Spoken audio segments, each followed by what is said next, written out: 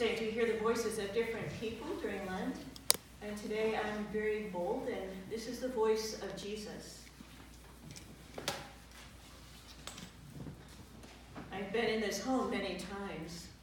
Lazarus of Bethany and his sisters have always opened their home to passing preachers.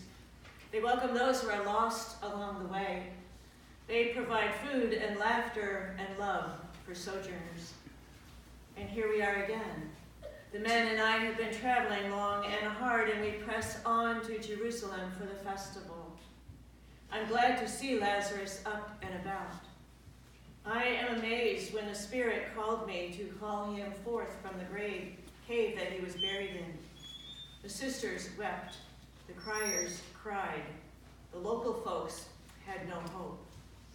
But I remembered others who had been called back from death, the young woman, the little girl, the young man, the smell of nard that was used to put on those who died to keep them from stinking until they were buried.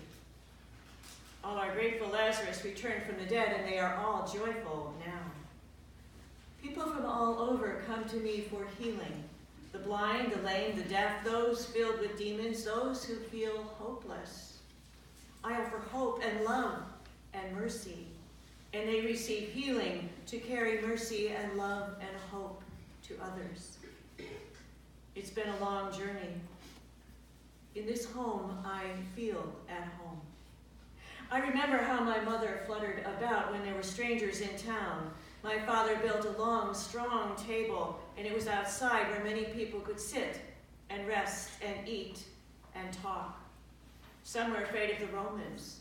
Some were afraid of the Jews. Some were afraid of the priests and the Pharisees. Some were afraid of Yahweh. Some wanted to overthrow everything. Others were quiet, listening.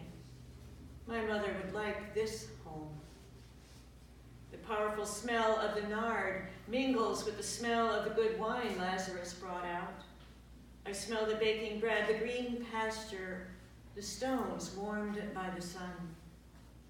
I remember the smell of the man who had been paralyzed for 38 years, the woman who had bled for 12 years, the smell of my feet after walking for many hours. There lingers here the smell of death also. It was just last week that Lazarus shed his burial wrappings and returned whole and laughing to his sisters. How do I describe the smell of this abundant love? There is wine mixed with nard, baking bread, perfume, dirty feet, unwashed bodies, laughing children, and warm stones. All these smells will be replaced by the smells of lambs being slaughtered for the Passover, and the smell of Roman horses and men in Jerusalem, and the smell of the priest sweating as they cut the animals, mixed with the acrid smell of the blood. I remember the smell of trees cut down for other crucifixions, mingled with the smell of blood and bodies hanging in the sun. And here is Mary, massaging my feet with the most expensive nard she could find. The smell is sensual. Her touch is warm. Her fingers know where the knots are. Her tears flow freely as if she knows the future. Oh Yahweh God, if only I could stay here forever.